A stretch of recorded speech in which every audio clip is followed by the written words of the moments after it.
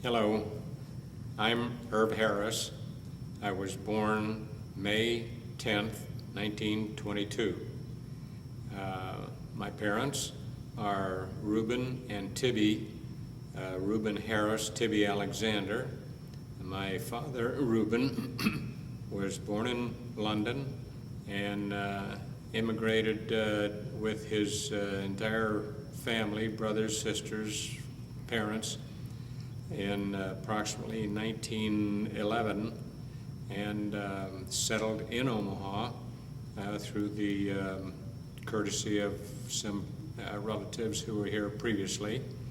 My mother was born in this country, as a matter of fact, in Omaha, of Lithuanian parents, Morris and Lena Alexander. My mother was born in 1898, my father born in 1896. So we took up residence in the northern part of Omaha in 1924, first having lived on Corby Street, around 17th and Corby. I think the address was 1622 Corby. And my father was progressing in his line of work, which was bookkeeping, really. He attended a local business college in Omaha, and he was able to finance the purchase of a home way out north on 33rd Avenue North. It was 6300 North. And that's where my older brother Norman and I were really raised. And we were joined by a younger brother, Lee, in 1928. So Lee was 6 years younger than I, and Norm was 2 years older than I. We had a very joyful and modest youth, and our existence on 33rd Avenue was not exciting, but nevertheless worth every minute that we spent there. My father traveled all the way across the city from 6300 North to about 10 blocks south of Dodge on Leavenworth, where he worked at McCord Brady Company. He was a very proud employee and trusted man in a staff position. He was the credit manager there. We managed to go from modest existence to probably a little above modest, and my mother was very economical. Father was a little bit more of a spender, and always had a good automobile and a nice house to live in, and for which we were always grateful, but not really aware of. We just thought those were normal things in life. We had all the clothing we needed. My mother was a hard-working housekeeper, and she had every intention of keeping her sons on the straight and narrow. And my folks were modestly religious. We did go to synagogue, and we did have our bar mitzvahs on time, and studied in earnest for everything that we learned about Judaism. Our mentor was Harry Mendelson, who was a traveling rabbi, our pedagogue, a very dear man, and prepared us properly. He wrote speeches for us, and my brother's speech was handed down to me, and I handed my speech down to my younger brother Lee, and we had our bar mitzvah in a small branch synagogue on 20th and Clark Street. And my grandfather's congregation was there. He managed to have all of his friends and fellow congregants attend the bar mitzvah. And when it came time for that part of the Sabbath service, why, it seemed to me that all of his friends would push forward and sit on the front 2 or 3 inches of their chairs, waiting for me to make a mistake, and whereupon they were prepared to correct me in chorus. But I persevered, as did my brother Norman, and we didn't make a mistake. So it was a hopeless cause for those who were waiting for us to err. Then, as we progressed through education, all 3 of us went to North High School and enjoyed every day of it. My brother Norm was the more intellect, and I was middle of the class somewhere, and as was my brother Lee. I graduated North High School in 1940, a January class, and began some higher education here in the city at a local college, and pretty soon, with the war, World War II becoming ominous, why I took a civil service examination and passed it, and the Civil Service Commission offered me a position in Baltimore, Maryland, which was out of this country as far as I was concerned. I'd never really been east of the Missouri River, but I managed to amass enough courage to accept that and move on, which I did. And in Baltimore, the war became a lot more serious and closer. My brother Norm had already been conscripted, and so he was on active duty before I was. I decided to become interested in flying, or more interested in flying. I was always kind of an airplane bug, making model airplanes and studying airplanes at different locations, especially the Omaha airport, where Dad would take me from time to time. So I took some examinations in Baltimore, and I was accepted in the aviation cadet program there, and that was October 1942. And I needed my parents' authorization to go into the cadets, because I was still under legal age to authorize myself to do that. So they did sign it under some coercion, and I went back to Baltimore, and I was called up and sent to different basic schools. I went to Miami Beach for basic training, and then they sent me to college at the University of West Virginia at Morgantown, and I enjoyed that a great deal, and flew my first airplane there at a local civilian airport,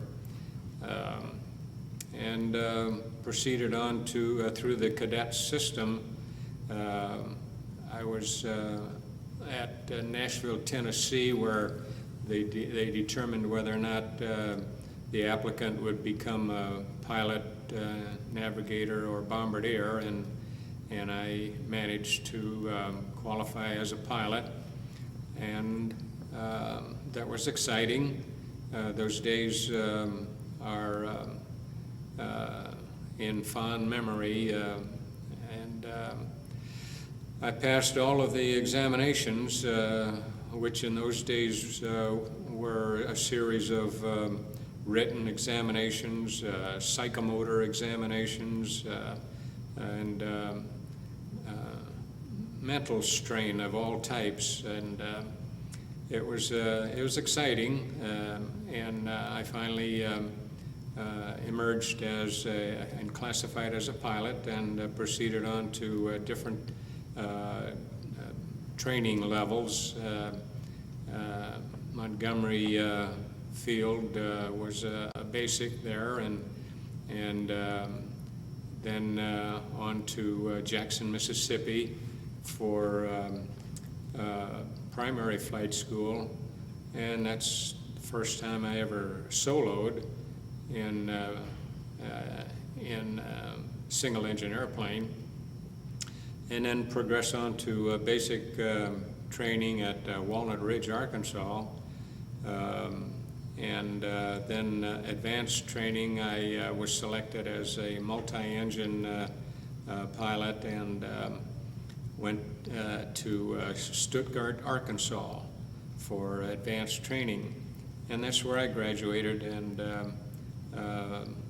received a commission as a second lieutenant along with my pilot wings, and by that time I was married to the former Martha Zusman, and she came to Stuttgart and pinned on my wings and bars, and it was a very exciting time in my life. And I was transferred then to another school, advanced school, where I learned to fly much larger aircraft, and taken into the troop carrier command, where the purpose was to drop paratroopers over enemy territory and to tow gliders behind me on a long nylon rope. And this was exciting training, and I always managed to learn what they were teaching, and I took it very serious. It was a matter of really survival. Now that you were a commissioned officer, why they assumed that you knew exactly what you were doing and the risks that you were taking. And then the future was to be assigned to an overseas unit that participated in the kind of missions for which I was trained, dropping paratroops and towing gliders. And so in late 1944, I was transferred to England, where I joined a troop carrier wing, and they found space for me as a co-pilot to a flight leader, and I was happy for that, and it was an exciting day, one after another. Every moment of it was exciting, and I began flying combat missions in formation of several aircraft, and it was harrowing, and we wore flak suits, and I even sat on a flak suit and lined the cockpit with a flak suit. And I watched aircraft on my left wing and right wing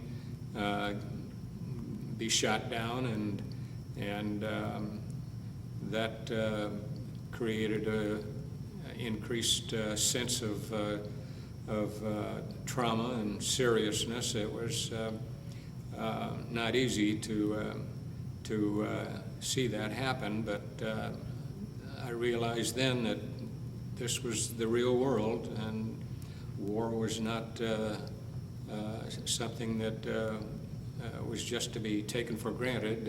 You really had to work hard to survive war. I stayed with the troop carrier through the end of the war, which was May the 8th, 1945. And by that time, I had progressed to first pilot position and was even a flight leader with 3 or 4 aircraft on my wing. So then after VE Day of May the 8th, 1945, why I didn't have enough points to rotate back to the States, as did many of my seniors who were over there much earlier than I. So I was destined to stay in Europe much longer, and the Air Force, or the Army Air Corps at that time, established what they called a military airline. It was called European Air Transport Service. And our basic purpose was to evacuate the survivors of the concentration camps. And these survivors were taken to different centers of distribution where our airline would pick them up and fly them back to their country of origin. This was a very gratifying job, and while I saw the pain and suffering of Hitler's treatment, it was nevertheless gratifying to me to be able to assist in this way.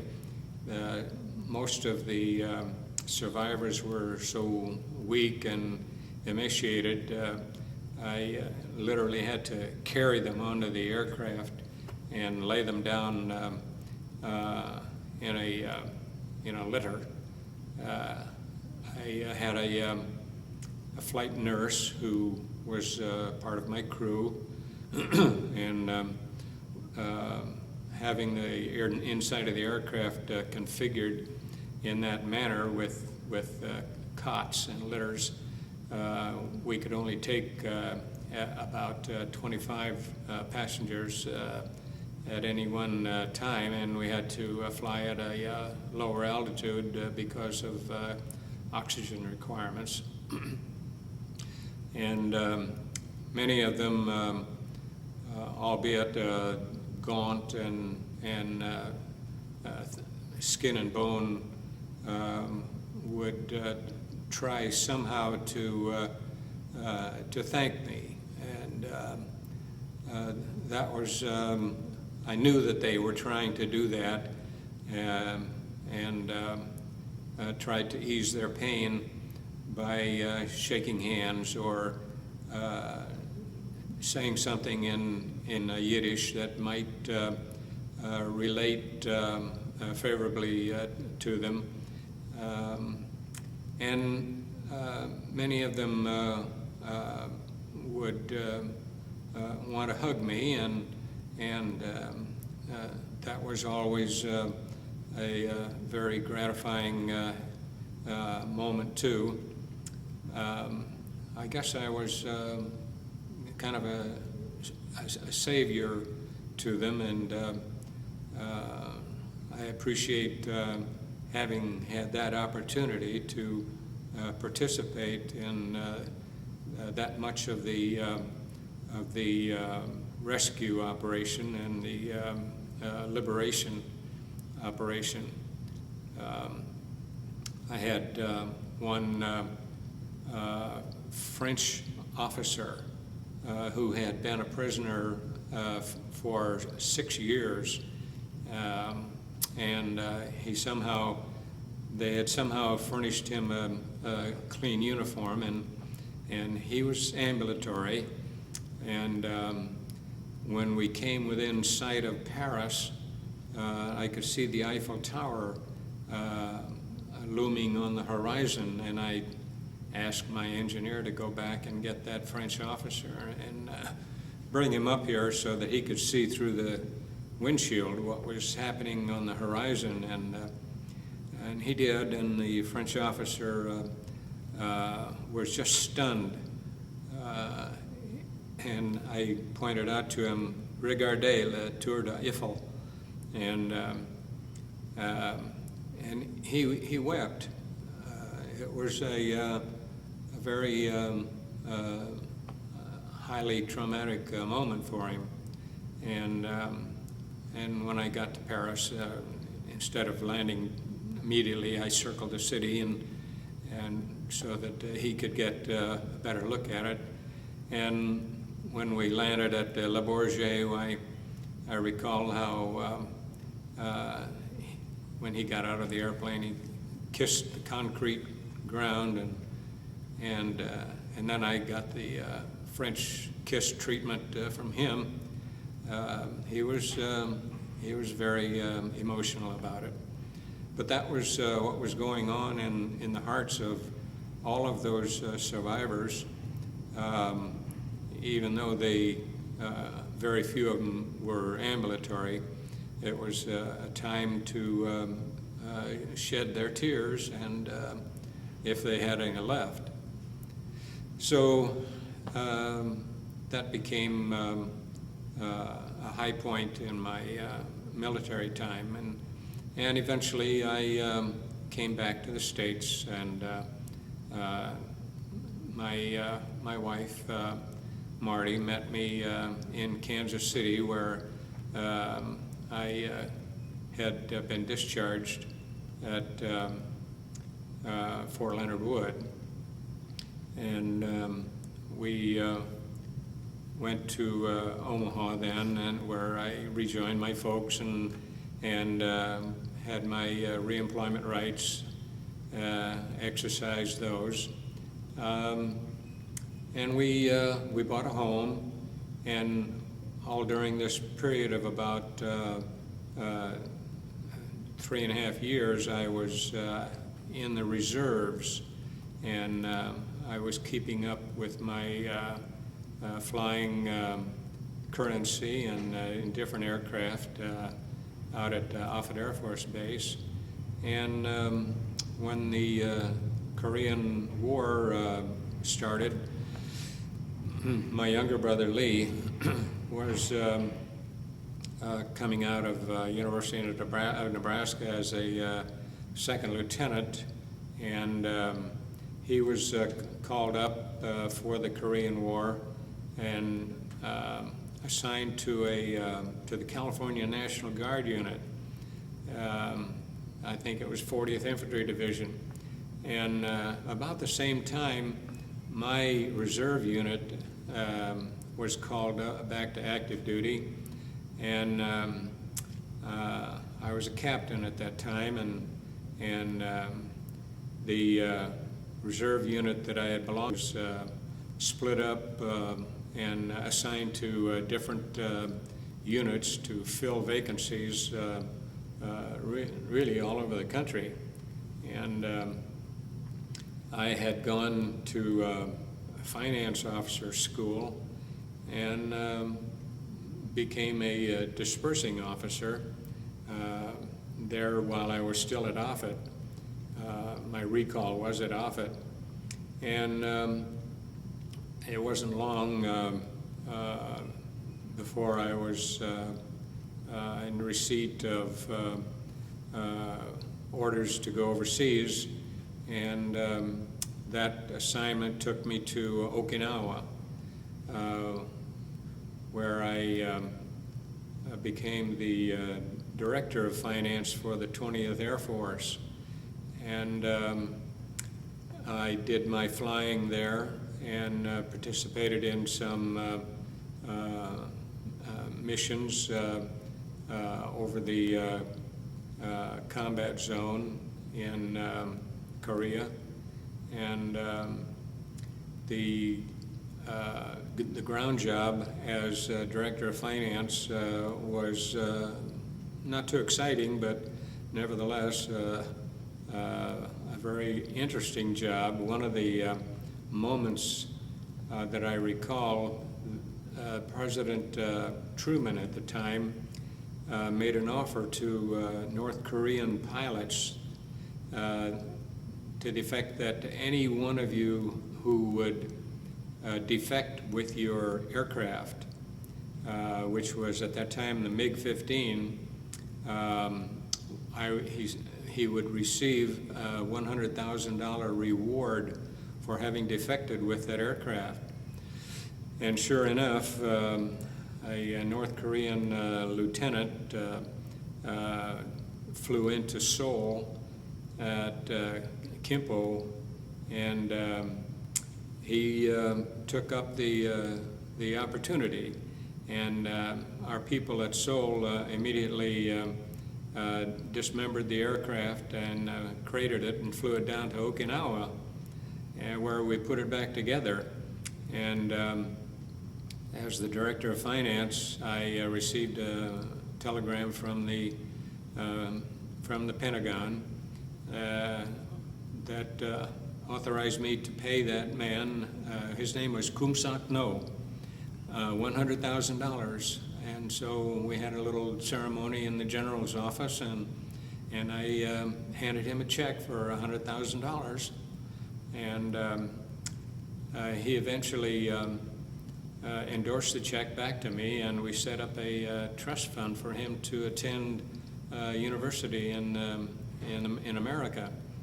And at that point, I lost track of him, I suppose for security purposes too. But we did put the airplane back together, and some of our instructor pilots trained under Kum Sak No on how to fly the airplane. And we did fly it, and at that point in time, we had the F-86 Saberjet, and we compared the two in flight, and our F-86 was just flying circles around that MiG-15. And so we learned a lot from the incident, and it was an exciting moment. Then we actually, my wife and I had our third daughter born on Okinawa, and that was Lori. We had already had Claudia and Cindy, and Claudia is now Claudia Sherman, married to Mark Sherman, and Cindy is now Cindy Katsky, married to Jerry Katsky. My Lori passed away in 1995 of cancer. She was a hard worker. She was on the staff at Smith Barney, an advertising agency in Omaha, and we miss her something terrible. Then when I stayed on active duty after the Okinawa experience, I came back and I received a couple of more assignments. The first one was in 1960 when the Air Force sent me to Châteauroux, France, which was a NATO base. And I flew out of there for 3 years and came back to the States and had an assignment at Scott Air Force Base in Illinois, across the river from St. Louis. And that was a very enjoyable assignment because my brother Lee, at that time, was now in the retail industry, back from Korea himself, and making St. Louis his working home.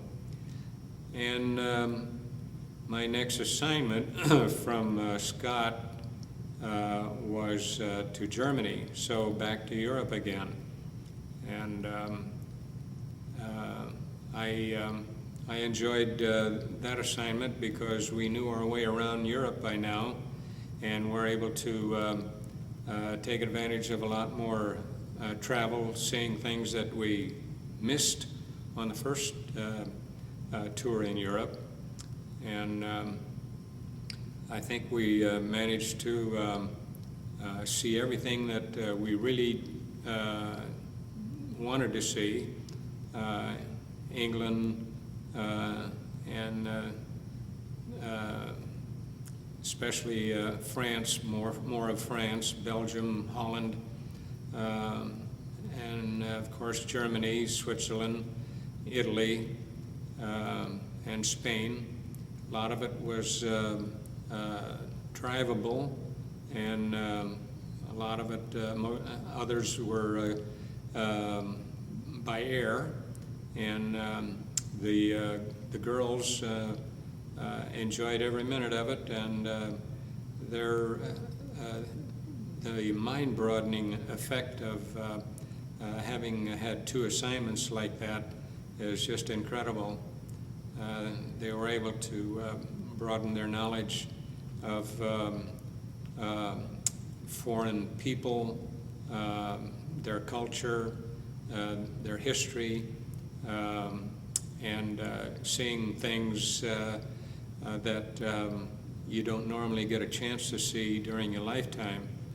And they're able to talk about it to this day. And I'm very, very proud of them for being able to talk about things in as much detail as they do. And of course we took hundreds of pictures and did lots of walking around famous historical sites, the Louvre, Arc de Triomphe, and in England managed to go by my father's birthplace and his the area of where his family lived and brought him up, and went by the great synagogue where he had his bar mitzvah, and where his brothers had theirs. It was so enjoyable. We never realized, I don't suppose, while it was occurring, that it would be so lasting and so impressive to us. But we took advantage of every opportunity we had to see things and travel. So I think our minds are much broader for having done so. Coming back from Germany then, my assignment was direct to Vietnam, with a stopover in the States to take on some retraining and to situate my family. And so I situated the family in Omaha, where they knew the grounds and had family and friends. And I proceeded down to Louisiana for about a month of training, and I was quite qualified in the aircraft that they were training me in, so it only took me about 10 days, and I was back to Omaha en route to Vietnam. By now I had advanced a couple of grades, and the trip to Vietnam was traumatic because I saw things and did things in preparation that I had never done before, like crawling through thickets and rehearsing for being shot down in a jungle, and finding food and means to sustain myself, and being held prisoner and mistreated as such. And a lot of that took place up in Fort Lewis, Washington. The next stop was in the Philippines, where I trained under the assistance of Negrito natives who taught us many things, especially how to find food and water in a dense jungle, and how to survive with nothing but a flying suit and a gun and a knife, and that was something that I was rather impressed with, because I never expected to have to learn that in that depth, and to meet people who were accustomed to that on a daily basis. I was dressed in heavy clothing and heavy boots and with protective gear, and here comes this little native in the middle of the night tapping me on the shoulder, asking for his reward for having found me, and so it was most interesting. And then on to Saigon, where I was stationed, and the organization that I joined there was their mission was intelligence work. The organization was the 360th Tactical Electronic Warfare Squadron, and our purpose was to go out. I had a crew of 8 people, go out into certain areas to which I was assigned, and monitor enemy radio broadcasts. And the process of triangulating the broadcast, we were able, through that system, to locate and to pinpoint the exact location that the broadcast was emanating from. And oftentimes I was told to stand off 5 miles from that location, which I had already transmitted back to our headquarters in Saigon. Stand off 5 miles or so while they called in some strike element that would either set the countryside on fire or bomb the area, because I had located an enemy encampment through the surveillance system that my aircraft was configured to accomplish. So I flew 125 of those missions. It was relatively a safe mission. We lost several aircraft out of the squadron through one means or another, enemy action.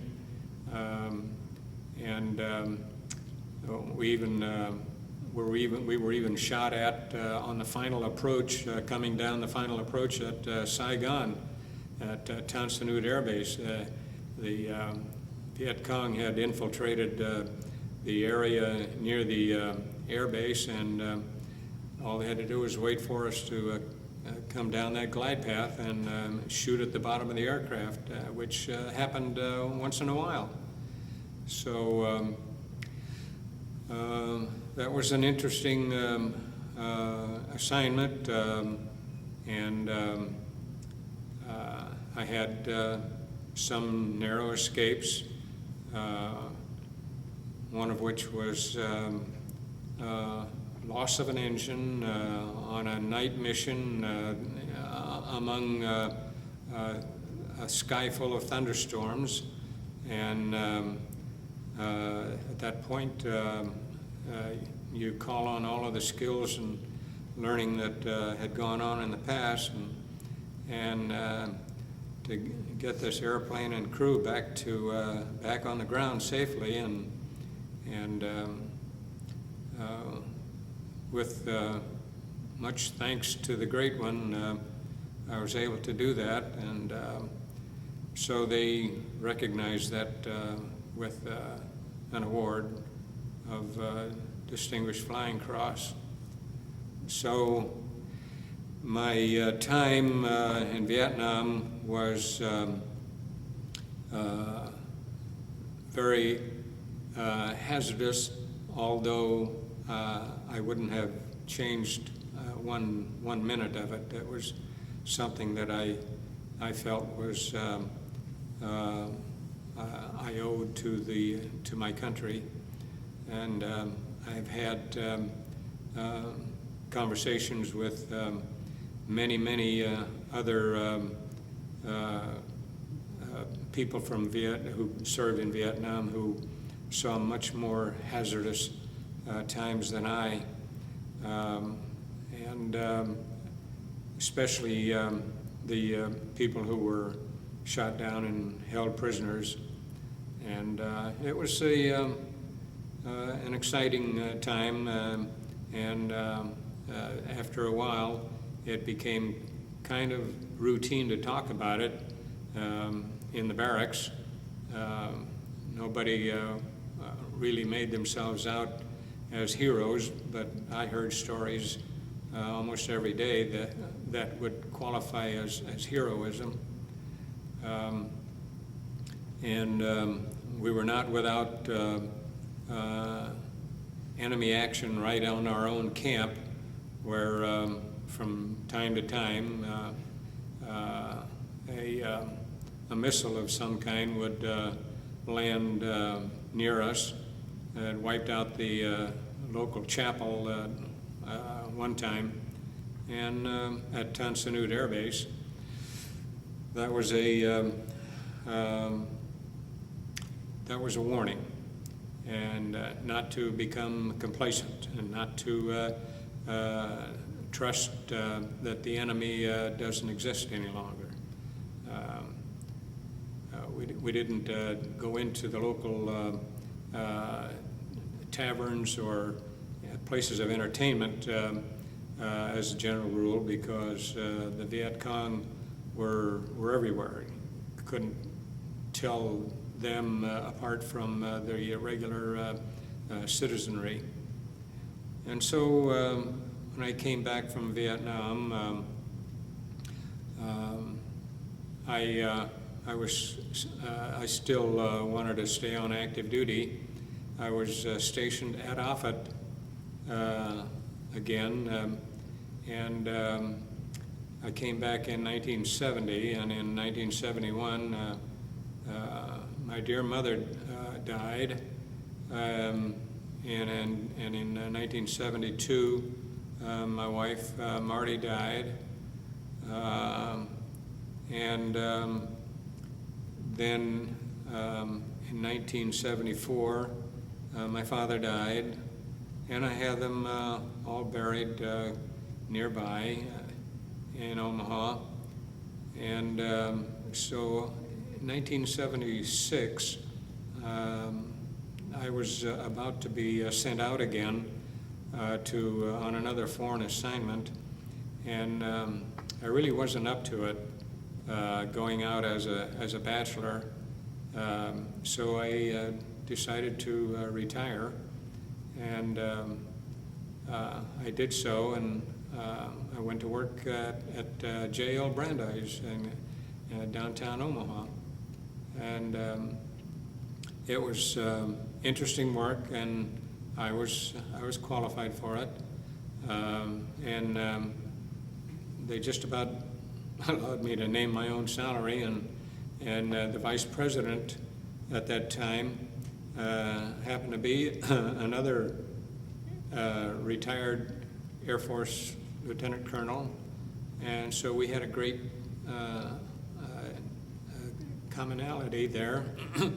And after we got through talking about old times, why, he asked me to name my salary, and but I didn't get greedy about it. I had a good income, and I was not about to spoil my entrance there at Brandeis. So I managed to hang on with Brandeis for a couple of years before I decided that this was not really what I wanted. And my brother Norman was already in California and successful out there, and he urged me to come on out there and live a more relaxed life. And we were both golfers, and golf was on every corner in California. So I went out there and got into some real estate work, and managed to create additional income, and never really had an income problem. And then in 1995, I hosted all of my daughters and their husbands on a cruise to Alaska, which was another exciting event in my life. And we had a ball. It was quite wonderful. And by this time, Lori was suffering from her cancer, and when we got back, why, wasn't long before she passed away. Then throughout those years, and before I went to Vietnam, I became a grandfather, and my Claudia had 2 children, and Cindy had 3, and Lori had 2. So I'm quite blessed with a beautiful family, and I hope to see them all happily married. Mitchell is the oldest, and he is married to a lovely girl, and I expect that the rest of them will be in line in short order. I'm here in Omaha presently to see my youngest grandchild graduate from high school. That's Joshua Sweet, Lori's son, and I will find a way to get back here or go wherever necessary to attend weddings. The excitement is still there for me, and I enjoy being in their midst all the time.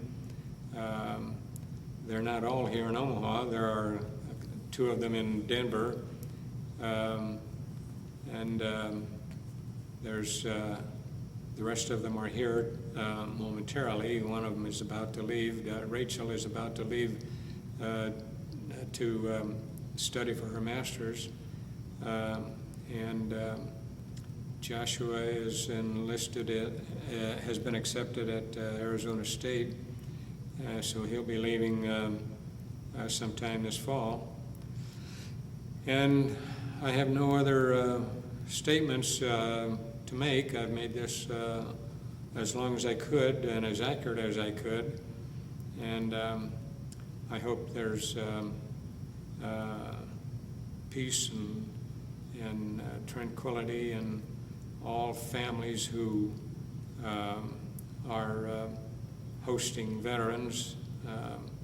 I'm proud of my veteran status, and I have literally hundreds of veteran friends where I live in California.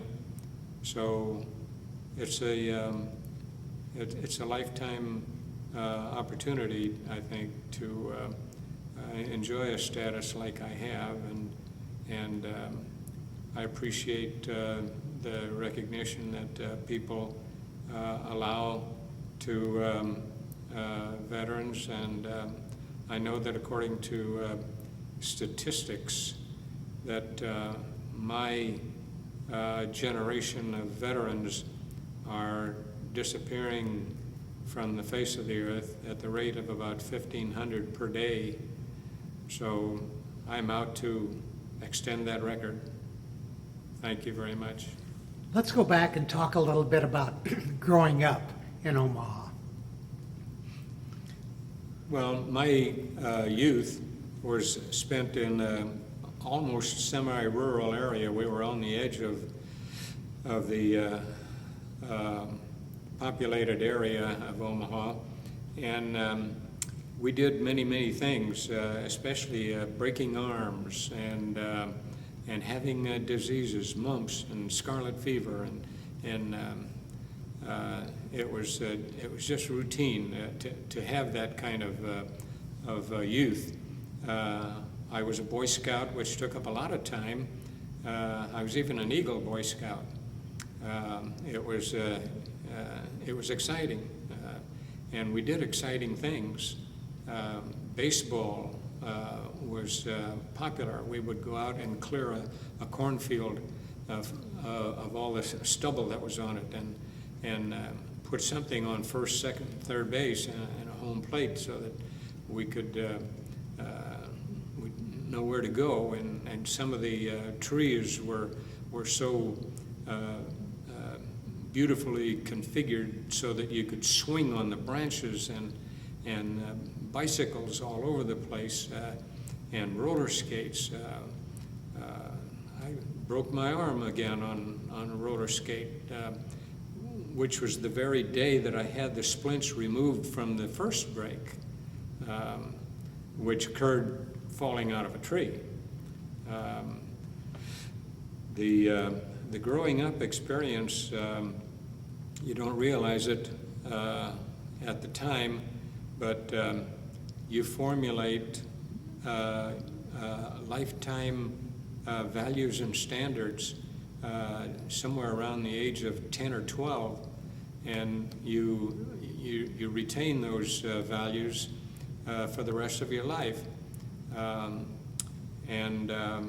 I managed to, with some good parental guidance, managed to have a good, clean life and have my values and standards corrected as necessary, keeping good order, cleanliness, honesty, religiously inclined, and my folks, modest as they were quite impressive, and kept the three boys pretty well monitored, and this includes going with young ladies and participating in social events. This was all part of the curriculum of maturity.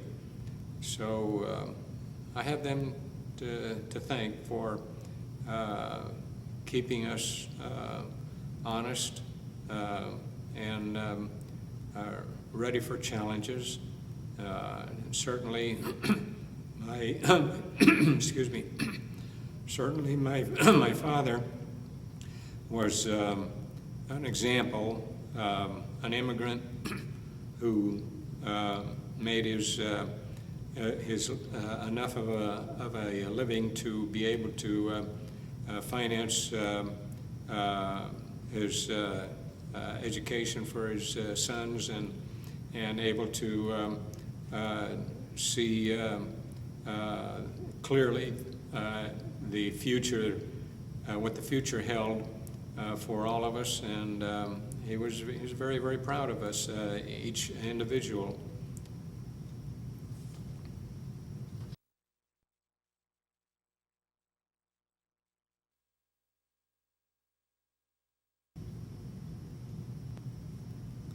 I want to talk about my parents' families.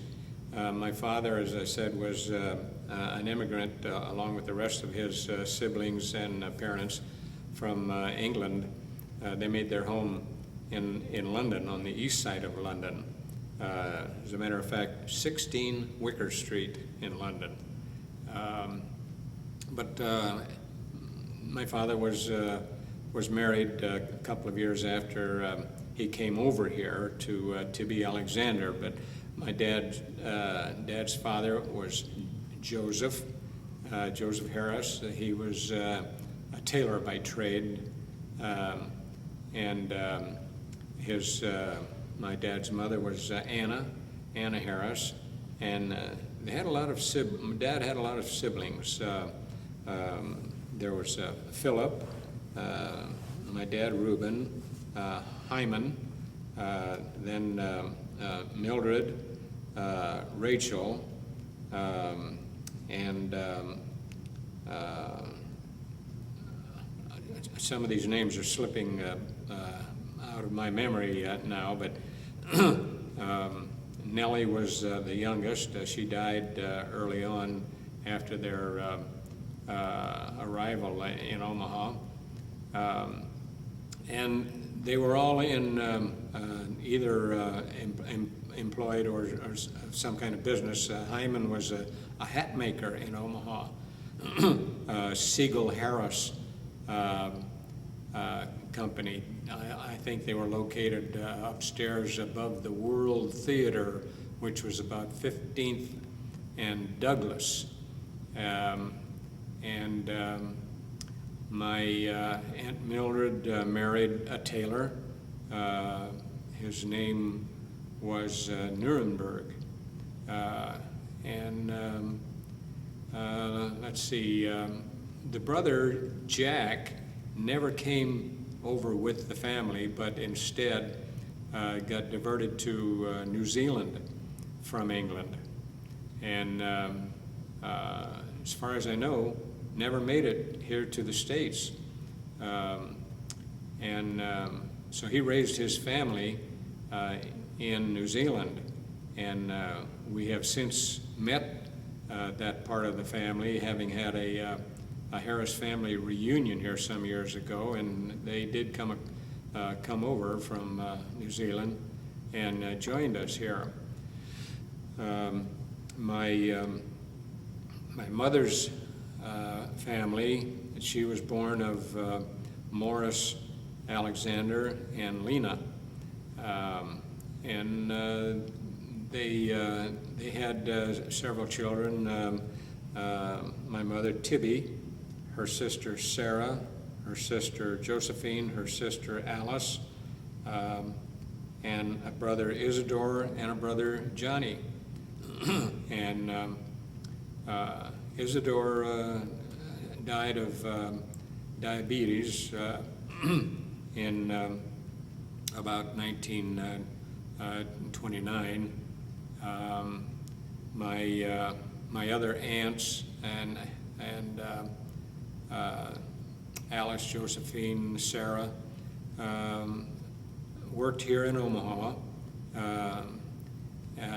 in various occupations. One of them worked for a cough drop company, F&F, Frager Fox, I think it was called. That was Alice. My Aunt Josephine was a hosiery specialist behind the counter, selling hosiery at Thompson Belton Company, which was about 16th and Harney Streets. My mother didn't really work for a living. She was a housewife. Isidore, the younger brother who died, was very energetic, Tech High School youngster, carried a lot of newspapers, had a route, and they lived on 20th, between 20th and Clark and 20th and Grace, streetcar line. And I have fond memories of all of those aunts and uncles. My Uncle Johnny, mother's brother, was a lithographer and accepted a civil service job in Washington, D.C. at the Bureau of Printing and Engraving. I visited his plant there where he worked 2 or 3 times while I lived in Baltimore. And a very proud man and happy in his work and liked to talk about it. He married Dora Margolin, and they had one child who still lives in the Washington area. The family, that level of the family, my mother's generation, we're still in the process of marrying. They're marrying at a marrying age then, which was around 30. And I remember a couple of the weddings. And as a matter of fact, I was even the ring bearer for a wedding on one of my dad's sisters. Very, very responsible job. My grandfather, Morris Alexander, was a peddler with horse and wagon. Very traditional man. Import from Lithuania. A very hard worker. Had his horse and his wagon and did his routing from house to house through all the way from South Omaha to Middle Omaha. Their roots were in South Omaha. And so his routine was to go to the market down on 10th Street early in the mornings, pick out all of his vegetables and fruits, and load them onto the wagon and get busy. Try to empty that wagon by the end of the day, and if not, bring it home, unload it into the cellar. I remember his routine quite clearly, and had a barn in the back of the house where the horse was kept, and occasionally he would drive that horse and wagon up to our house on 33rd Avenue in the north part of the city where I was raised, and all the kids in the neighborhood would get aboard the wagon, and down that hill he would go, and lashing at the horse. he was so brave, and we didn't know that we were taking our lives in our hands, but nowadays you'd be arrested for child abuse for doing something like that. But he was a fun man. He was a boxer in Lithuania, and he would often spar with us, and always won. His hard work and getting up and down the wagon and carrying crates caused a rupture, and he never had it operated on. He just wrapped it tightly and went about his day's business and never complained. And he was struck by an auto in the neighborhood where he lived, and that killed him. Very, very proud man, and always able to create some kind of enjoyment for us whenever we were together. And I love him. He was quite an old gentleman. I don't remember my paternal grandparents. They passed away within a year or two of my birth, and I faintly remember my dad's mother, but not his father. But Dad had many fond memories of them, and I can remember a lot of stories that he would tell about his dad.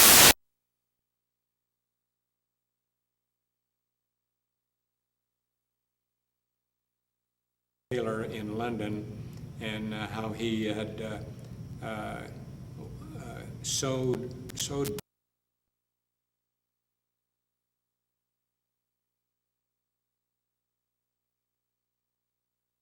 clothing, and that was apparent.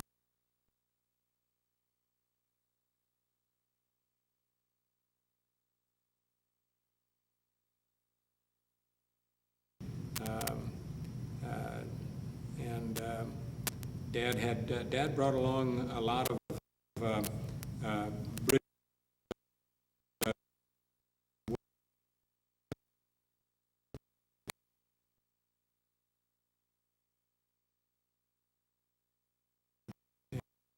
it's kind of fun just listening to